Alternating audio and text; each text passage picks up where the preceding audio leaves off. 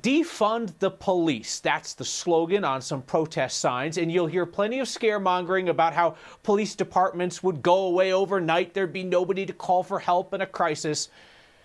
When many activists call for defunding the police, what they're talking about is reallocating some of the law enforcement funding and some of their responsibility. It's all about the details here. Our Steve Steger takes a closer look.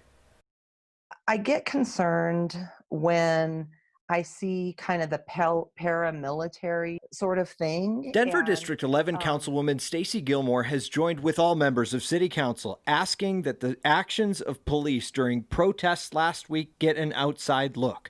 But those images, coupled with a call from protesters to defund police, also have her thinking about the police department's budget. We need to see significant changes in the Denver Police Department's budget and how we're going to reinvest back into our neighborhood. Gilmore and several other members of City Council want to see some reallocation of the $250 million Denver invests in its police department each year, giving some of it instead to social services. What they're not talking about is we won't have any detectives and murders will go unsolved. CU criminal law professor Aya Gruber says it's a conversation going on across the country about taking some things off of officers' plates, like investing in mental health professionals to deal with someone in crisis. If all you have is that brute force and you tell the police, this is how you manage dysfunction in society, you give them that hammer, everything and everybody is going to look like a nail. You can't have a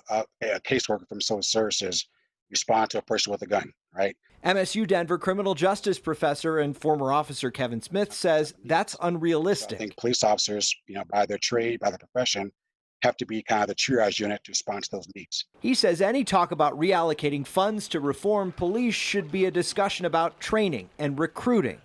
All agree something has to change. After what has been the biggest and most sustained and most national protest in U.S. history, I think if we don't see major changes, people are going to be very disappointed and they're going to really lose faith in their governing officials.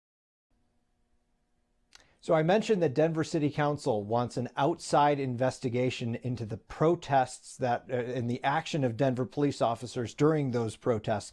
They would like the city's independent monitor to take a look at that. And Kyle, every member of the City Council signed on to a letter asking the independent monitor to do that today. Steve, when I hear the suggestions from some advocates that the idea of mental health responses should be taken away from police, it sounds like what I've heard a lot from law enforcement over the years, that they don't want to be in that position and they know that they're not the best trained to deal with a lot of those situations. Not to mention, another thing you hear in this conversation as well is dealing with the homeless population, that there could be social service providers who might better understand how to interact with folks who are going through a situation like that and better work with them than police officers who have to get a whole lot of different training on how to deal with different people. That's the argument that the folks who are saying maybe we ought to take some of these resources and put them somewhere else. That's their argument. Well, and as former Sheriff Cook is demonstrating at the legislature, people are open to ideas when they have law enforcement minds at the table as well. Steve, thank you for that.